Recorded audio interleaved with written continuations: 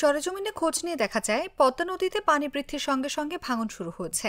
গেল 15 দিনে ভাঙনের শিকার হয়েছে সদরপুর ও চর ভদ্রাসন উপজেলার শয়তানখালী ঘাট, খোকারাম সরকারের ডাঙ্গি, গোপালপুর ঘাটসহ বেশ কয়েকটি এলাকা।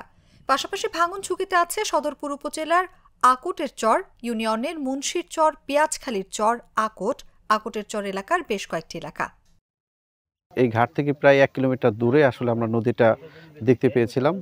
এখন আসলে যতই সময় গড়িয়ে যাচ্ছে ততই কিন্তু আসলে নদীর ভাঙনের কবলের হাত থেকে কিন্তু মানুষ মুক্তি পাচ্ছে না। একদিকে মানুষ যেমন ফসলি জমি হারাচ্ছে, অন্যদিকে মানুষের বসত বাড়ি হারাচ্ছে।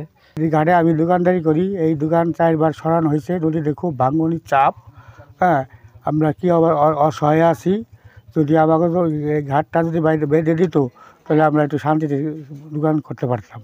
কি হলো বাদাম নিয়ে যেতেছে ভাঙ্গিয়া, তারপরে আপনার হলো এই রাস্তাঘাট সব ভেঙে দিতেছে, গাছলা নিতে আছে, তারপরে মানুষের জমি জমা যা আছে সবই যাইতেছে গা। এখানকার মনে করেন 2-3 কিলো ভেঙে গেছে রাস্তায় 2-3 কিলো ভেঙে গেছে। এই কালবোর্ড আসলে হেয়াও নিয়ে গেছে। সলেনামা ও খোকারাম সরকারের ডাঙ্গিতে সরকারি আশ্রয় প্রকল্পে শতাধিক ঘর ঝুঁকিতে রয়েছে। এলাকাবাসী জানায় দুটি উপজেলার কমপক্ষে 60 থেকে 70টি পরিবারকে তাদের ঘরবাড়ি অন্যত্র সরিয়ে নিতে হয়েছে। অনেকে খোলা জায়গায় বসবাস করছে।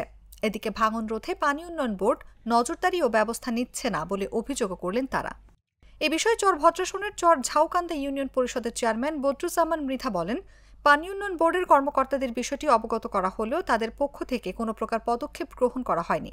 নদীতে অনেক ক্ষতিগ্রস্ত করতেছে, বাড়ি ঘর ভেঙে যেতেছে, ফসলের জমি ভেঙে যেতেছে। কিন্তু আমাদের দাবি এখন যদি সরকার আমাদের একটা বাঁধ দিত, আমাদের পাবলিকের জন্য উপকার হইতো। এখন নদী এখন বড় হয়ে গেছে, প্রায় 3 কিলোমিটার জমি চাষাবাদের জমি ছিল। এগুলি সব বাদাম, তারপরে ওই কালিজিরা, মেথি, তারপরে এইসব ফসলাদি হইতো আর কি, সবগুলাই নদী গর্ভে চলে গেছে। সদরপুরের আকোটের চর ইউনিয়ন পরিষদের চেয়ারম্যান আসলাম ব্যাপারী বলেন, পদ্মার ভাঙন তীব্র আকারে বেড়ে যাওয়ায় দুশ্চিন্তা আর আতঙ্কে দিন কাটাচ্ছে চরাঞ্চলের মানুষ। বছর পর বছর এই ভাঙনের ফলে এখানকার মানুষের জীবনযাত্রার মান উন্নত হচ্ছে না। দোহারের সাইডটায় যেভাবে ব্লক বসিয়ে সুন্দর করে নদী শাসন করা হয়েছে, যার ফলে ওখানে এখন কিন্তু আর পদ্মা নদীর প্রবাহের ফলে ভাঙন হয় না। তো এভাবে যদি আমাদের সদরপুরের চরের ইউনিয়নগুলোর ওই সাইডটায় এবং আমাদের যেদিক দিয়ে পদ্মা নদীর ভাঙন হচ্ছে এখানটায় যদি এভাবে ব্লক বসিয়ে নদী শাসন করা যায়, তাহলে এই ভাঙন আমাদের প্রতিরোধ করা সম্ভব। এবং কেবলমাত্র এই ভাঙন প্রতিরোধ করা সম্ভব হলেই এই এলাকার জনজীবন এবং জীবনযাত্রার মান উন্নয়ন হবে। তো সদরপুরবাসীর আসলে প্রাণের দাবি যে কিভাবে নদী ভাঙন থেকে তাদের রক্ষা করা যায়। তো আমি ঊর্ধ্বতন কর্তৃপক্ষের দৃষ্টি আকর্ষণ করছি এবং আমি আমাদের সরকারের দৃষ্টি আকর্ষণ করছি যেন অচিরেই এই নদী ভাঙন থেকে সদরপুরবাসীকে রক্ষা করার জন্য নদী শাসন যেন করা হয়, আমি সেই অনুরোধ করছি।